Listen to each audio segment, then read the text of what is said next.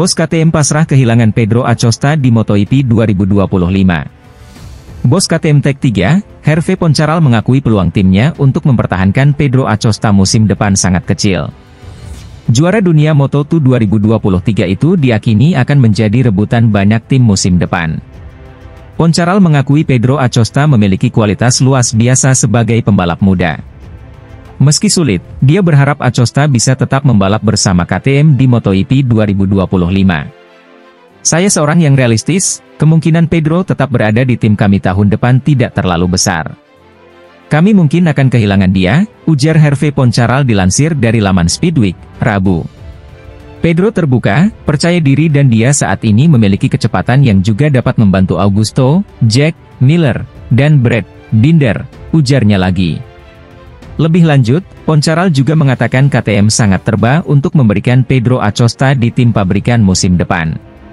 Dia yakin rider asal Spanyol itu bisa membawa KTM kembali bersaing di kelas utama MotoGP. Ini bukan tentang apakah Pedro akan bergabung dengan Tech3. Saya senang kami memutuskan ini bersama-sama dan Pedro memiliki kontrak dengan pabrikan yang sangat kuat, ujarnya lagi. Pedro Acosta menjadi sorotan di MotoGP 2024. Rider asal Spanyol itu tampil mengesankan pada musim debutnya di kelas utama.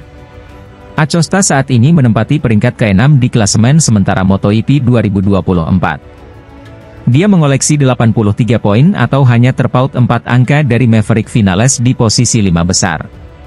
Di sisi lain, Quartararo memuji aero baru Yamaha di Catalunya. Fabio Quartararo memberikan tanggapan soal pembaruan aero yang disiapkan Yamaha di Catalunya. Fabio Quartararo finish ke-9 di Barcelona, kembali menjadi motor pabrikan Jepang terbaik di Grand Prix.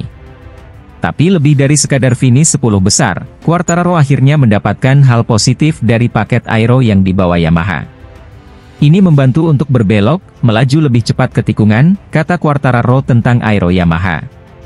Sulit untuk mengatakan apakah ini merupakan langkah besar atau tidak. Karena aero bukanlah sesuatu yang Anda katakan, wow jauh lebih baik. Anda harus membiasakannya. Sebelumnya, saya mencoba aerodinamis 2023 plus 2024. Setengah-setengah. Di Mugello kami mencoba tahun 2022, dan itu adalah bencana. Dengan aero, Anda harus terbiasa.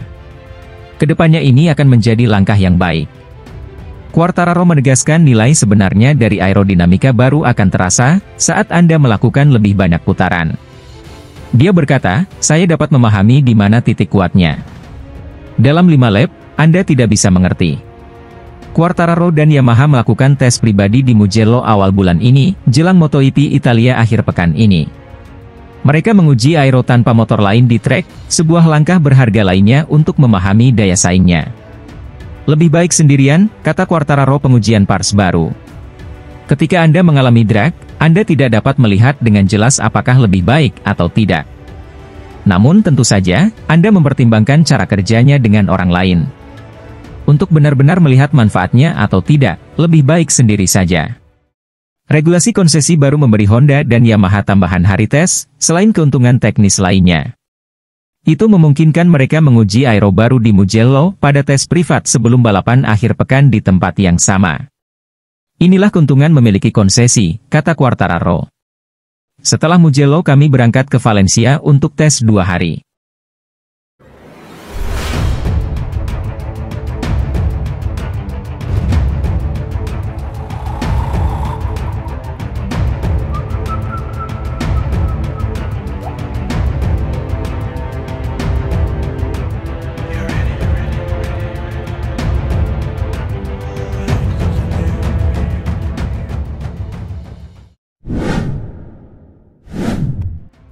MotoGP Prancis 2024, Giuseppe Martin dan Marc Marquez sekaligus, Francesco Bagnaia akui kalah kuat. Pembalap Ducati Lenovo, Francesco Bagnaia, harus rela kehilangan kesempatan juara pada MotoGP Prancis 2024 setelah kena comeback Jorge Martin dan Marc Marquez sekaligus. Balapan intens di sirkuit Le Mans, Minggu benar-benar mengerucut pada 3 nama pembalap tersebut. Bagnaia versus Martin versus Marc Marquez sempat menyajikan aksi persaingan sengit di 3 lap tersisa dari total 27 lap pada balapan seri kelima musim ini. Yang paling apes adalah Bagnaia. Murid Valentino Rossi itu sebenarnya tampil dominan sejak awal setelah mampu merebut posisi terdepan dari Martin yang start dari pole position. Lap demi lap berhasil dikuasai Bagnaia walau sepanjang balapan berdurasi hampir 42 menit itu, ia selalu diintai ketat Martin. Cobaan datang bagi juara dunia 2 kali itu ketika memasuki fase 5 putaran terakhir. Ban Bagnaia tampaknya mulai habis, gap waktunya dengan Martin semakin dekat.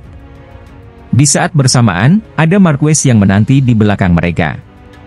Martin tidak menyia-nyiakan peluang itu dan sukses menyalip Bagnaia. Sedangkan Bagnaia mulai dikejar Marquez yang berbekal Desmosedici P23. Dia sempat bertahan sampai lap terakhir, namun saat menyisakan beberapa tikungan terakhir, Bagnaia sulit membendung manuver bersih dari juara dunia 8 kali tersebut.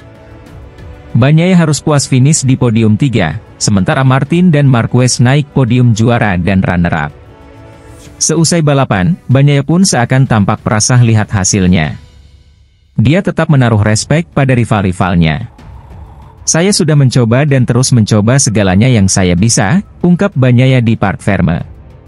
Saya ingin mencapainya, posisi terdepan, sejak awal, namun 2 pembalap lainnya, Martin dan Marquez, pada akhirnya yang jauh lebih kuat, tuturnya. Meski harus rela kehilangan kesempatan juara, pembalap jebolan VR46 Academy itu berusaha mengambil hikmah positif. Dia tetap mensyukuri hasil podium 3 karena ini jauh lebih baik daripada balapan sprintnya kemarin yang berakhir DNF alias gagal finish. Saya senang bisa menuntaskan balapannya setelah kemarin, kata Bagnaia. Saya belum pernah berhasil kalau balapan di sini dalam 2 tahun terakhir. Mengingat bagaimana kemarin dan hasil hari ini, saya senang. Sekarang saatnya untuk menatap seri kedepannya, tambah Bagnaia. Bagnaia kini masih tertahan di peringkat 2 klasemen MotoGP 2024. Dia mengoleksi 91 poin, sementara Martin makin kokoh di puncak dengan 129 poin. Adapun Marquez, kini berhasil menambah pundi-pundi angkanya dengan 89 poin dan melesat ke peringkat 3.